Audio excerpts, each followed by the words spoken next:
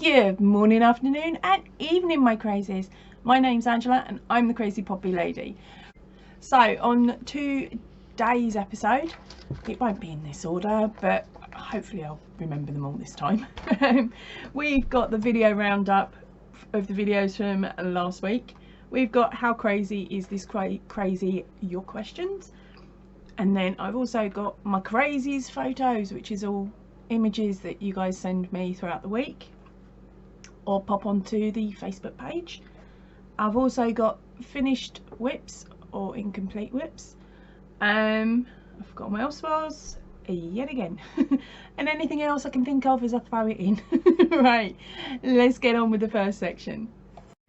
Right, so last week I only added in 2 videos. The first one was the unicorn, sorry I'm reading it off the screen, the corner to corner unicorn blanket crochet along, which was part 3, rows 36 to 49, and the look at the Simply Crochet back issues, which were from 2019 and the beginning of 2020. So I hope you liked the way that the videos were made. The crochet video was made. It seemed to get quite a good response. There will be knitting ones coming up, which I have slightly mucked up on. I used a bit of free music and YouTube have said it's not free, so it's stating that in some countries it may not be shown. So until I post it, I'm not going to know if you guys, say in America or Australia or New Zealand, Ireland or anywhere else, can actually see it. So that one will be out next week, and then I'll be able to find out whether I can use the rest of those videos. If not, I've got to do a bit of begging and borrowing again, because I've already handed out quite a lot of those knitting magazines to people that are in my crochet group. So I deleted all the information once they went up. Pants. Right, so last week's competition winners have both claimed their prizes. So your magazines, girls, will be out to you Monday, possibly Tuesday. Right, so when you go to claim your prize, I'm doing something slightly different. When you send me an email, I give you a piece of text that I'd like you to copy and paste into the comment that you won on. And I notice it's confusing a couple of people, and to be honest, the way I explain it in written terms confuses me as well. But then that's me, isn't it? I like to confuse. So I thought I'd explain it to you now. If you are lucky enough to be drawn as a winner, I ask you to send me an email, and then when I receive that email, I will then ask you to copy and paste a section of text into the bottom of your comment. So what you need to do is then go onto the video that you won from, which your comment was picked from, open it up to edit the comment, and then you just scroll down your comment and then copy and paste, sorry, not copy and paste, and then paste the phrase that I've given you into the bottom of the comment, and then save it, and you're done. That, by doing that, that confirms that the person that left the comment is the person that's emailed me, because some of us have had chancers jump on, send us over an email with the name attached saying, oh, I am this person, and there might be just a couple of letters swapped around. Now, of course, as you guys know, I am dyslexic, so to me, when I see some of your names, the letters are already swapped around, so I wouldn't pick it up as quickly as others would. Luckily, I've not had that happen to me yet, because I'm such a small channel, but I thought by incorporating this from the start, you guys will all know, like all my regulars will know how to claim your prizes basically, and what's expected of you, rather than just the one message with here's my address, thanks very much, I can't wait. So it's also a nice way for me to get to know you a little bit more, so that if I do send out a surprise, like surprise gifts, I know the sort of things you like. Right, so let's get on with what I've made so far this week, or nearly made. Right, first up are the cushion covers for my bestie, well, for her son. I've finished all the crocheting. It is now a case of sewing in the ends and actually putting it together properly, because they're just panels. These panels are so big, all I needed was a couple of little side bits and I could have made myself a dress. But here we go. They are going to look something like that. Oh, that's the front. Okay, and there's going to be the advertising along here. Now I'm not going to show you it with the advertising because it's for a gambling company and I don't want to give them any freebies. So yes, there'll be wording along there, and then she'll be adding the badge that she's going to buy from the shop here. So the front of it is like that, so that's one of them. I think this is the away strip, and then the back is stripy. And then on the other one I reversed the pattern round, so we have the home strip, and again there'll be the advertising along there and the badge on the corner, and again it's striped at the back, so they both matching pretty well together. And it should only take me about an hour to sew them, well, hopefully about an hour to finish them off. And then the next one is my unicorn blanket, the new one. It's finally finished. I've swapped around some of the colours compared to my blue. So this one isn't blue like that one, it is slightly different, so I will show you that in a second. But what I want to do is I want to show you the first completed image that I've received. So as you can imagine, my very first picture of a completed unicorn blanket has come from Jen Brandon. Now Jen did have the start of the pattern before any of you, solely because she's a left-handed crocheter, and we wanted to see how, with her just following along with the box counts, because she already knows how to do the stitch, thankfully, we wanted to see how or if there would be any real differences between a left-handed crochet and a right-handed crocheted blanket, and whether you lefties can just follow along with the stitch counts that are right on the side, or whether I would have to reverse the whole pattern and rewrite it out lefty for you. Well, it turns out I don't have to. You guys, as long as you know how to do the stitch, as long as you can do that, you can run with it and just follow the box counts that I've got written up on the side of the screen, and you don't have to worry. It's not going to be really reversed. All you need to make sure is that when, and this is for left and right handed, when you're sewing in the ends, you sew them on one side and not both. It's that simple. And if lefties, if you want to compare just to check on a quick visual, all you've got to do is make sure that when you lay it flat, it's laid the same way around mine is, and that's it. So as I said, no real differences here between the left and the right, which I think is brilliant, because it means I can run with more of this style of blanket and know that it's safe for both left-handed and right-handed crocheters. So what I'm now going to do is I'm going to pop up Jen's blanket.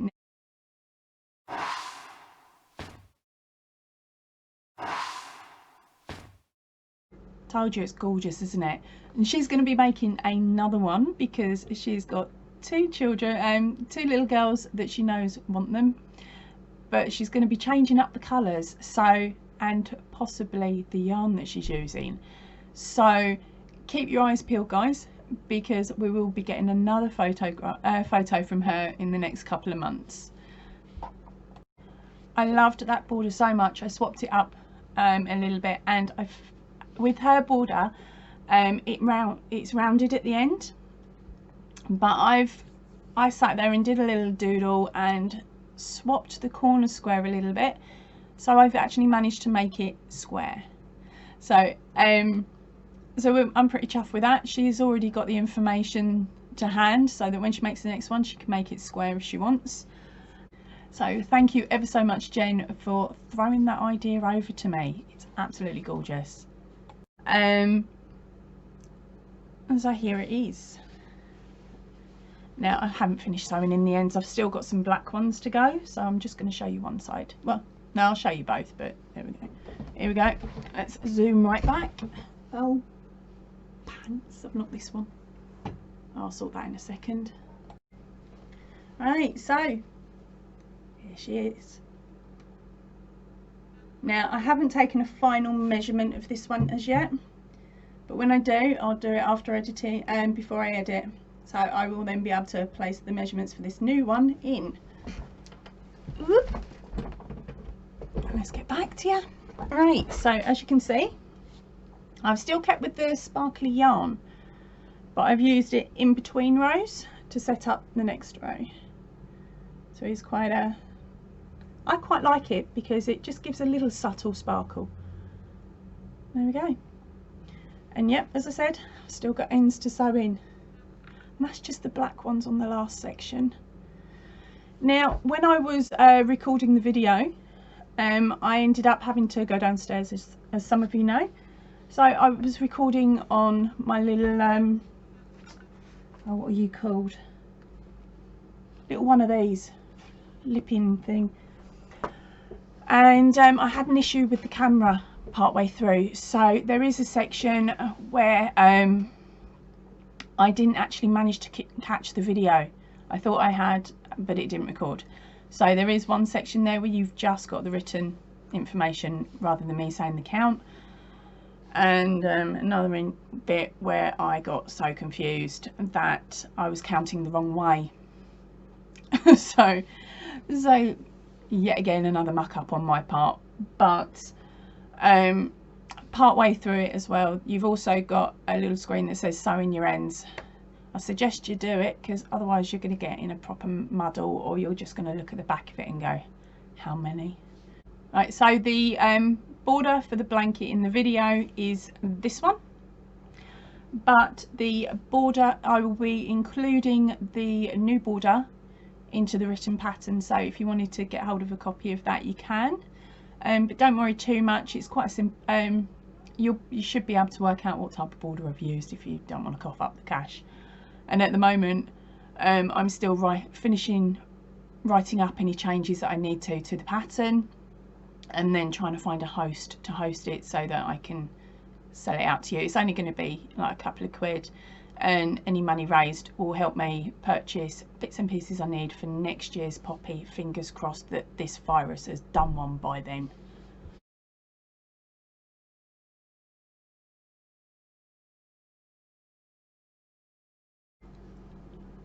Right, apologies for any purring you can hear. Pip won't get off. Okay, so the video for the last instalment of the video is going to be going up on Monday the 21st. So I've just got a tiny bit of editing left to go, and then that will be ready for you all. Oh, it'll be nice to get all them photos in. And for the rest of you that are still doing your unicorn blankets, don't panic. I will be adding any photographs that you send me to a video at the end of the month, or maybe even next month, it will depend. But your images for your unicorn blankets or anything else that you've made using my tutorials will come up on a whips and bits at some point.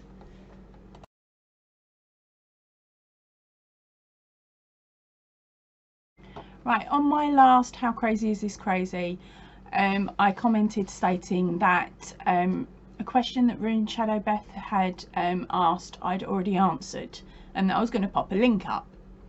That link didn't arrive. Now, I went through pretty much most of my videos trying to find that one section for that question, and it turns out I had recorded it, but I hadn't included it because that was when my computer went funny the first time, and I'd lost that section of the video.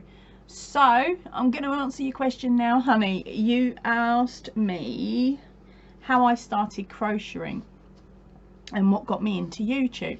So let's start with the first bit. What got me into crocheting was a friend of mine. We'd popped up to visit, and she was making one of those massive Mandela style rugs with all the different colours and stitches, and it was absolutely gorgeous. And she just sat there watching me just stare at her doing it. So she turned around and she said, "Here, here's a hook, here's some yarn, we're going to teach you to make a granny square. Start you off with that, see how you go."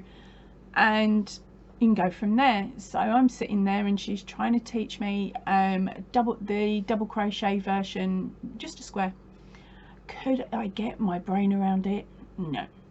I had to keep stopping her and asking her, which then confused her with the section of the mandala that she was making. And so we wrote it down, and I still couldn't get it because of course I couldn't remember where I got to. So after about half an hour I actually gave up, and I set my hook down, picked up my beer and just carried on chatting as normal. And I thought, when I got home, I thought, no, I can't do this. I can't let a craft beat me. I've done other crafts in the past. If I can do counted cross stitch, I can do this. It can't be that much difficult. Like, it can't be that difficult. So I pulled up YouTube and started looking at simple videos. And I was like, right, okay, I think I've got this. So I popped down to my local charity shop, picked up a 3.5mm hook because that's all they had, popped into the pound shop, got 3 balls for like £2, and thought, well, if I don't get on with this, I've only spent £2.50, and if I do, brilliant, I can make something for the kids for Christmas. And so I sat there with this video going, and I just still couldn't get my head around the granny square. And I thought, no, there's got to be something out there that I want to make. So it was coming up for Halloween, and I'd spotted a pumpkin pattern. Just give me a second. Oh, so I'd spotted a pumpkin pattern that I really liked, but I thought, no, that's going to be too advanced. So I saw a little unicorn pattern, and I thought, oh, that's really cute, like a unicorn origami. So I made the head, and the head came in at about that big, right? It would have been ideal for a keyring. Well, then of course I had to make the body and the feet, so I thought, right, well, I'll start with the feet. Well, I'm there and it's only 6 stitches round, and it wouldn't fit around my little finger, and so I tried a pencil just so that I could see the stitches. No, it wouldn't work, so I gave up. I've now got a unicorn head floating around somewhere. That will forever be a unicorn head because its feet are so small. So I was like, right, this isn't working. What else can I do? So I had some orange, and I thought, right, I'm going to go bigger. Surely by going bigger means it will be easier to do. And so that's when I found the pattern for the pumpkins. So I started off making the pumpkins, and they were just quite simple pumpkins, quite basic, but then I noticed that you could put faces on them, so I did. And now you've got to remember, I used the same hook and the same yarn, and because I didn't know anything about really how to use the crochet hook properly, my tension was all over the place. So they are all different sizes. It's a bit difficult for you guys to see, but they're all different sizes, but it's the same hook and it's the same yarn, just a different tension. And I was so chuffed with these. These hung off the side of the telly all over Halloween, and they will forever be in the background of my pictures, because my videos, sorry, because I'm never going to get rid of them. They're my first, really. I don't count the unicorn. So that's how I started crocheting, and that was, what are we on, coming up for 3 years ago now. Right, so why did I decide to start up YouTube? It's quite simple. I bored all of my friends and my family with, look at this, look what I've made, what do you think, and things like that. And I realised that they didn't have a lot, they weren't interested, but the crocheting community on YouTube would be. So the first video that came out was a yarn haul from Aldi's that I'd popped in to get, and that was solely because it was up, I'd gone in and I'd seen nobody else say yarn haul like within a couple of days of it starting. So I thought, well, if I put a yarn haul out, it means that I can point people and go, oh, there's a yarn haul. So that's what I did. I started up with that, and my plans for the channel are to basically show you any places you can get cheap yarn and things like that, and to keep you all happy and upbeat, because of course I started it at the beginning of lockdown. We were all a bunch of miserable toe rags back then, being told what we could and couldn't do, and some of us are still stuck in that situation. So if I can make you laugh, that's my goal for the day. Right, I've pulled up a comment from Crisscross Crafts. Now she popped that, I believe, on my last Whips and Bits, which said, I would appreciate it if you could post a link to the magazine websites. Well, honey, I've done it. I've managed to find them. It will be on each of the videos. There'll either be a screenshot with it written to the side, if it's not too clear, or I'll be saying it verbally as well. So that bit's done. Right, and the next question, I just hope I get your name right. If I get it slightly off, I'm really sorry, honey. Right, Tawanna's Needle and Hook says, how does a yarn swap work? Right, she's got a couple of questions. So the first one is, how does a yarn swap work? Right, normally either two creators or basically two parties will get in contact with each other. They'll agree a swap. Each of us have got slightly different ways of doing it. I like to get to know the person first, work out what they do and don't like and what they would and wouldn't use, and then we fix a combined price. So for me, I like to know that this is my combined price. I'm only going to go up to this much, so that would normally include postage as well as the yarn purchased, and then I would hope the other person would be able to match the same. Bit of a pain in the bum at the moment with postage, but that's how I like to run things at the moment. Others do it different ways. They just go, yep, they'll agree to a yarn swap, and they just send what they think that other person would like to, and see what they get back. So there's no hard and fast response really to that question. It's just what each individual party likes to do. And your next one up was, do I take poppy donations, and what pattern do I prefer to use? Right, so let's start with the pattern first. The pattern I prefer to use is the one that I've actually got already on the channel.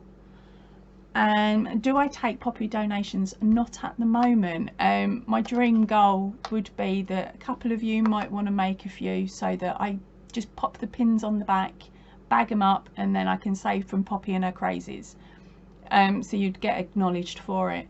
But with COVID at the moment, I'm not making them myself, so it'd be really cheeky to say, yep, I'll take your donations. But if you do want to make them and you do want to donate them, get in contact with your local Royal British Legion or the equivalent association within the country that you're in, to see if they'd be willing to take them this year. They may not want to take them this year because of COVID, but I've got a really big feeling that they would jump on them and say, yes please, how many would you like to donate? And it doesn't matter what country you're in, I think they would take them to donate. But make sure you check first, right, just in case they've got any rules and regulations that you need to cover.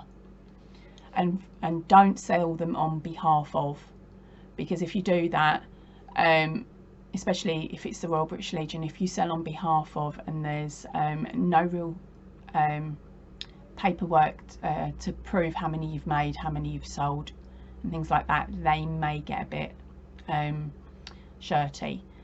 And it's nothing against you as a person or anything like that, it's just in previous years they've had fake collectors who have pocketed the money basically, and they've managed to catch a couple and they've taken them to court and got money back, which is, in my opinion, is what they should do. So for your own sake of mind, don't sell them on behalf of, not at the moment, just hand them over to them, let them sell them. It makes life easier for you. But maybe next year, once this virus does one, maybe a few of you might want to send some out to me, but that'll be once the channel's a bit bigger and I actually get a post office box number, so that they can all go to there, and then I'll be able to pin them, bag them, box them, and take them up to the Legion to donate. And I will have to keep account of how many each of you have made and your name that goes along with it. Right, so I would have to do a paper trail. So it would be, your donation comes in, I would have to acknowledge your donation on a form, fill in the form with your maybe some basic details and how many you've made before I bag them and box them and stuff and hand them over. So that would all that paperwork would have to go along with the boxes. But at this moment in time, as I said, I'm not making them. The Legion may not be selling them this year, so it's all on hold until possibly next year, maybe even the year after, depending on COVID. I hate COVID. Right, so that is it for me for today. I hope I made you giggle in parts, and I'm going to head off because I've still got to finish the editing for the unicorn blanket part 4, so that'll be up to you next week. Right, so I'm going to head off now, so if you can, please stay in and definitely stay safe, and I will see you all soon. Ta-ra for now. Now I think it's stunning.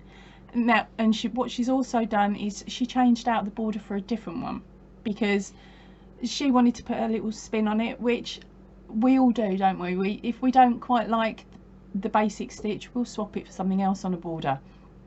Now I absolutely loved her border, so much so I asked her which stitch it was she was using, so she gave me the information. So on my blanket that I've made, I actually swapped out the border as well.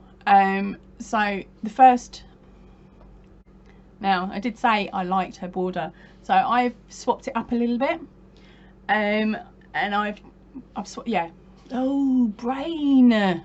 Right, so I'm gonna head off now. So I'd just like to say, please stay in and stay, oh blimey, how can I get that wrong?